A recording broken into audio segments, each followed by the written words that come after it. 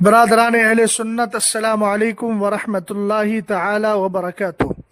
حامدا ومصلیا ومسلما اما بعد فاعوذ باللہ من الشیطان الرجیم، بسم اللہ الرحمن الرحیم۔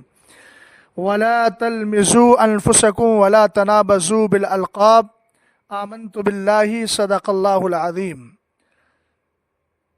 جہاں میں عام پیغام شہ احمد رضا کر دیں، پلٹ کے پیچھے دیکھیں پھر سے تجدید وفا کر دیں۔ مسلک اعلی حضرت پہ قائم رہو، زندگی دی گئی ہے اسی کے لیے۔ مسلک اعلی حضرت سلامت رہے، ایک پہچان دین نبی کے لیے۔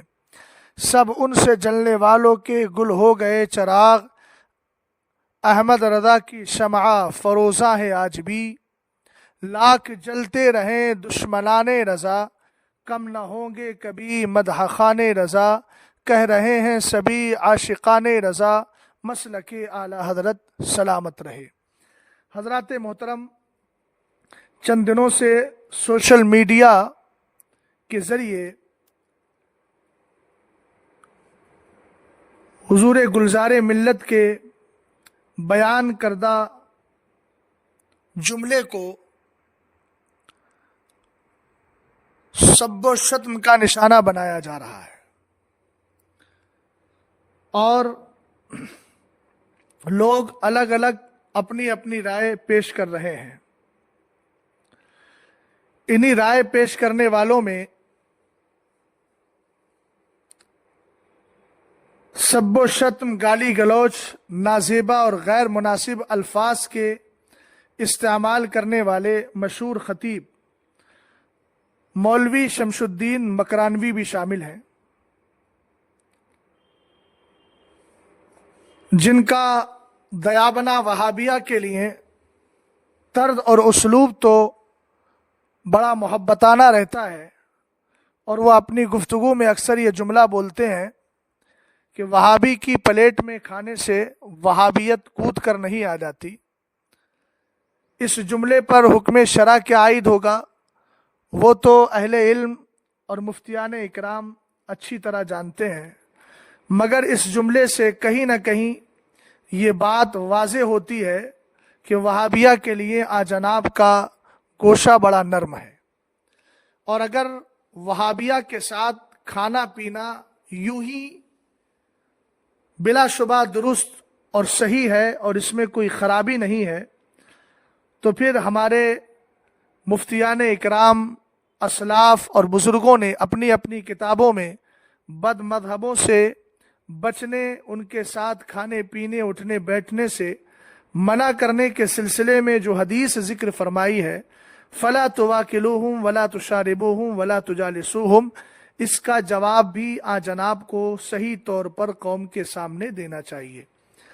مگر میرا جو مستدل ہے اور میری جو گفتگو کا اصل پوائنٹ ہے وہ یہ ہے کہ جس جناب کا وہابیہ دیابنا کے لیے رویہ اس قدر نرم ہو، وہ اہل سنت والجماعت کے ایک عظیم پیر اور سنی شیخ العقیدہ خانقاہ مصولی کے سجادہ کے لیے ایسے الفاظ کا استعمال کر رہے ہیں، لگتا ہے کہ انہوں نے یہ جملہ بول کر کسی کفر کلامی کا ارتکاب کر لیا ہو،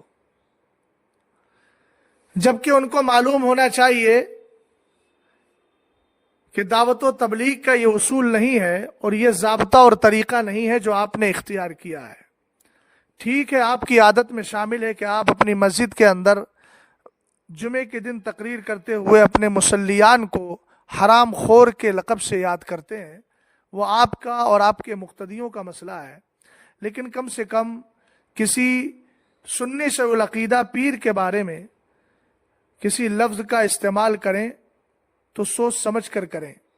ویسے تو قرآن پاک میں پیر یا غیر پیر کسی کی تخصیص نہیں ہے، جو بھی مسلمان ہے، سنی شیخ العقیدہ ہے، اس کے لیے ہمیں اچھا اسلوب اختیار کرنا چاہیے۔ قرآن کہتا ہے وَلَا تَلْمِزُوا أَنفُسَكُمْ وَلَا تَنَابَزُوا بِالْأَلْقَابِ، اور آپس میں طعنہ نہ کرو اور ایک دوسرے کے برے نام نہ رکھو۔ ظاہر سی بات ہے، کسی کو بدھو کہنا، جاہل کہنا یہ قرآن پاک کی اس آیت کریمہ کے سراسر خلاف ہے، اور اس میں جو نہیں ہے اس پر عمل کرنا ضروری ہے، اور نہ بچنے کی صورت میں انسان گناہگار بھی ہوگا۔ اور جس نے کسی کو ایذا رسانی کی ہے، کوئی مسلمان اگر اس کی ایذا کی زد میں آیا ہے تو اس پر عند الشرع توبہ بھی لازم ہے۔ گلزار ملت نے اگر یہ جملہ بولا تھا تو مولوی شمس الدین مکرانوی کی شرعی اخلاقی ذمہ داری بنتی تھی کہ وہ براہ راست ان سے اس مسئلے کی، اس بات کی مراد معلوم کر لیتے، اور اگر اتنا نہیں کر سکتے تھے تو خود کو مفتی کہلواتے ہیں، تو ان کو چاہیے تھا کہ اس پر جو حکم شرع ہے وہ حکم شرع بیان کرتے۔ چونکہ ہم بہت سارے فنون پڑھتے ہیں لیکن آخر میں آ کر کے عند الشرع جو حکم ہوتا ہے اسی کا اعتبار ہوتا ہے۔ آیا ان کا یہ جملہ شریعت کی نظر میں ناجائز ہے، حرام ہے، گمراہی ہے، بد مذہبی ہے، کفر کلامی ہے، کفر فقہی ہے، کس زمرے میں آتا ہے؟ شمس الدین صاحب کو چاہیے تھا کہ وہ حکم شرع بیان کر کے ان سے مطالبہ رجوع یا توبہ کرتے، لیکن آپ نے اس روش سے ہٹ کر گالی گلوچ کا دفتر کھول دیا، جو آپ کی پرانی عادت ہے۔ میں آپ سے سوال کرنا چاہتا ہوں، اب جو آپ نے بولا ہے وہ آپ کی اپنی رائے، جس سے اہل سنت والجماعت کا کوئی فرد متفق نہیں ہے۔ یہ الگ بات ہے کہ جناب امین القادری صاحب اس سے متفق ہو گئے ہوں، چونکہ وہ بھی اس گفتگو میں شامل تھے، وہ بھی اس گفتگو کو سن رہے تھے، اب تک ان کا کوئی وضاحتی بیان یا برات نامہ نہیں آیا ہے۔ لیکن میں یہاں ایک بات جملہ اہل سنت سے عرض کرنا چاہوں گا کہ حضور گلزار ملت نے جو جملہ بولا ہے کہ کربلا میں بھی بریلوی تھے، اس جملے پر اصطلاح کے اعتبار سے تو آپ اعتراض کر سکتے ہو کہ یہ اصطلاح بریلی کی اس وقت نہیں تھی، لیکن رہا عقائد کا معاملہ تو الحمدللہ رب العالمین جو عقائد کربلا کے تھے وہ عقائد آج بھی اہل سنت والجماعت بریلویوں کے ہیں۔ عقائد کے اعتبار سے الحمدللہ رب العالمین ہمارا سلسلہ وہاں سے جڑا ہوا ہے۔ محض اعتراض اصطلاح پر ہے کہ آپ نے ایسا لفظ استعمال کیا جو اصطلاح بات کی تھی، اور آپ نے اس اصطلاح کو ما سبق میں کیسے جڑ دیا۔ تو پہلی بات تو یہ ہے کہ اگر بولنے والا مسلمان ہے، سنی سے العقیدہ ہے، تو ہمارے فقہ نے فرمایا جہاں تک ہو سکے قائل کے قول کی صحیح تعویل تلاش کی جائے۔ امام اہل سنت نے بھی فرمایا کہ محمل حسن تلاش کرو۔ فقہ نے فرمایا جہاں تک ہو سکے عاقل و بالغ کے کلام کو لغو ہونے سے بچاؤ۔ اب میں مولوی شمس الدین مکرانوی سے پوچھتا ہوں کہ آپ کا اختلاف صرف اصطلاح پر ہے نا، کہ یہ اصطلاح آج کی ہے اور آپ نے جڑ دی کربلا میں، تو آپ نے صرف اصطلاح کو لے کر کے اس قدر گالی گلوچ کا دروازہ کھول دیا، دفتر کھول دیا۔ آپ کو یہ بھی سوچنا چاہیے کہ قائل قطعاً یہ بیان کرنا نہیں چاہ رہا ہے اور قطعاً یہ ظاہر کرنا نہیں چاہ رہا ہے کہ یہ اصطلاح اس وقت پائی جاتی تھی۔ ان کا مقصد اور مفاد صرف اتنا ہے کہ جو عقائد الحمدللہ رب العالمین ہمارے ہیں، یہی عقائد کل کربلا میں بھی تھے۔ جماعت کے اعتبار سے، اصطلاح کے اعتبار سے آپ کا اگر اعتراض تھا تو اس اعتراض پر حکم شرع بیان کرتے، لیکن آپ نے بیان نہیں کی۔ مگر میں کہتا ہوں اگر اس طرح کی اصطلاح انہوں نے بول بھی دی تو عند الشرع کوئی مواخذہ نہیں ہے۔ اعلی حضرت امام اہل سنت رضی اللہ تعالی عنہ سے ایک سوال کیا گیا ہے ملفوظ شریف میں۔ یہ ملفوظ شریف اول ہے جو امام احمد رضا اکیڈمی سے شائع کی گئی ہے، اور اس کا صفحہ نمبر 147 ہے۔ اس حوالے کو سننے سے پہلے تمہیدی گفتگو سماعت کر لیجیے۔ جس طرح جماعت بریلوی اہل سنت والجماعت کی ایک نشانی ہے، ایک پہچان ہے، اور جس کے عقائد و نظریات حضور علیہ الصلاۃ والسلام کے دور سے لے کر اب تک چلے آ رہے ہیں۔ اگرچہ یہ اصطلاح بریلوی بعد کی اصطلاح ہے، امام اہل سنت فاضل بریلوی رضی اللہ تعالیٰ عنہ کے دینی خدمات انجام دینے کے بعد جب فرقہ باطلہ نے جنم لیا تو یہ اصطلاح معرض وجود میں آئی، اور ہمارے بزرگوں نے پھر اس کو اہل سنت والجماعت کی پہچان اور علامت قرار دیا۔ تعرف الاشیاء بازدادها کے قبیل سے یہ استدلال ہے میرا کہ اعلیٰ حضرت امام اہل سنت رضی اللہ تعالیٰ عنہ سے عرض کیا گیا، صفحہ نمبر 147 ملفوظ شریف اول، امام احمد رضا اکیڈمی، حضور خلفائے راشدین کے زمانے میں بھی فرقہ وہابیہ تھا۔ فرقہ وہابیہ کی اصطلاح جو اعلیٰ حضرت امام اہل سنت رضی اللہ تعالیٰ عنہ نے خود فتاوی رضویہ میں ایک مقام پر ارشاد فرمایا کہ ہمارے دیار میں وہابی ان کو کہا جاتا ہے جو اسماعیل دہلوی کے پیروکار ہوں اور تفیت الایمان کو مانتے ہوں۔ تو اس سے ثابت ہو گیا کہ یہ اصطلاح بھی بات کی ہے، اور سائل جو سوال کر رہا ہے وہ یہ کہہ رہا ہے کہ حضور خلفائے راشدین کے زمانے میں بھی فرقہ وہابیہ تھا۔ اب اس نے یہ اصطلاح استعمال کی ہے فرقہ وہابیہ کی، جو اسماعیل دہلوی کے پیروکار کو بولا جاتا ہے۔ یہ نہیں تھا کربلا کے وقت میں بھی، یہ نہیں تھا دور مولا کائنات میں، یہ نہیں تھا دور عثمان غنی میں، نہیں تھا یہ دور عمر فاروق اعظم میں، یہ نہیں تھا حضرت ابوبکر صدیق اکبر کے دور میں۔ تو اعلیٰ حضرت امام اہل سنت رضی اللہ تعالیٰ عنہ کو چاہیے تھا کہ اس سائل کے سوال کا رد کرتے، مگر امام اہل سنت فاضل بریلوی رضی اللہ تعالیٰ عنہ نے سمجھ لیا کہ قائل جو سائل ہے وہ فرقہ وہابیہ بول کر یہ اصطلاحی لفظ مراد نہیں لے رہا ہے، بلکہ وہ عقائد و نظریات ہی مراد لے رہا ہے۔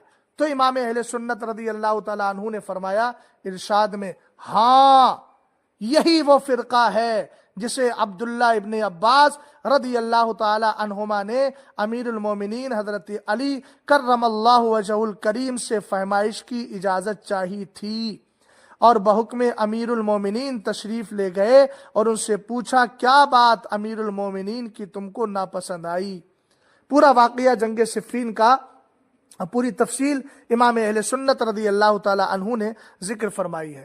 اب میں یہاں واویلا کرنے والوں سے اتنا ہی پوچھنا چاہتا ہوں کہ امام اہل سنت رضی اللہ تعالی عنہ جیسا دقاق اور امام اہل سنت رضی اللہ تعالی عنہ جیسا اصطلاحات کا علم رکھنے والا آج کے دور میں کوئی ہو تو بتائیں۔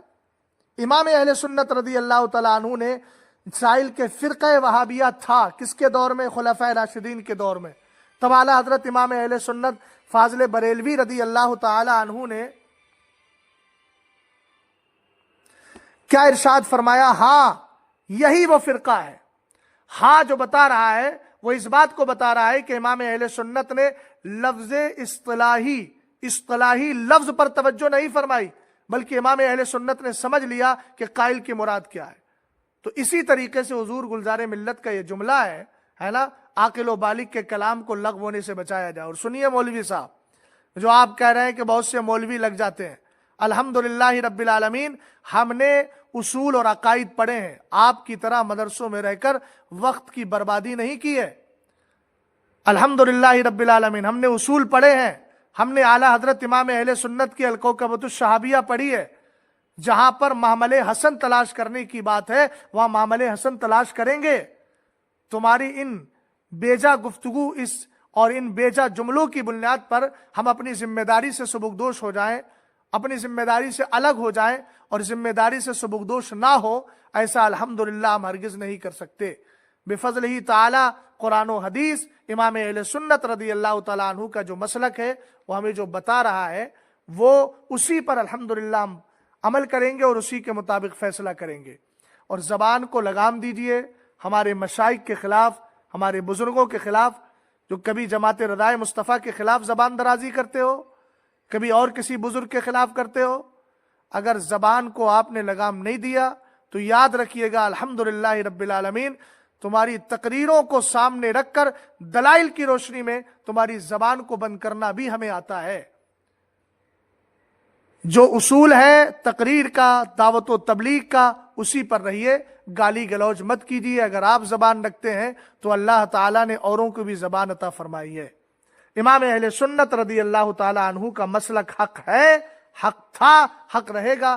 آپ کو اگر اس اصطلاح سے چڑ ہو اور اسی طریقے سے اس پر عمل کرنے والے پیران اعظام سے چڑ ہو تو ہوتی رہے، اس سے الحمدللہ ہم اہل سنت والجماعت مسلک اعلیٰ حضرت کے ماننے والوں پر کوئی فرق نہیں پڑتا۔ اور کسی دوسرے پر انگلی اٹھانے سے پہلے اپنے گریبان میں جھانک کر دیکھ لو۔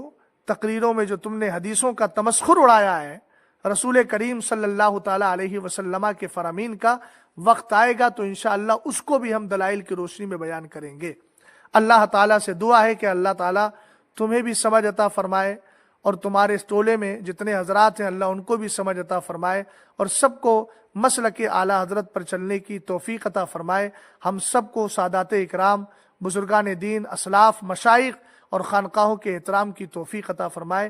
اسلام زندہ باد، مسلمان پائندہ باد۔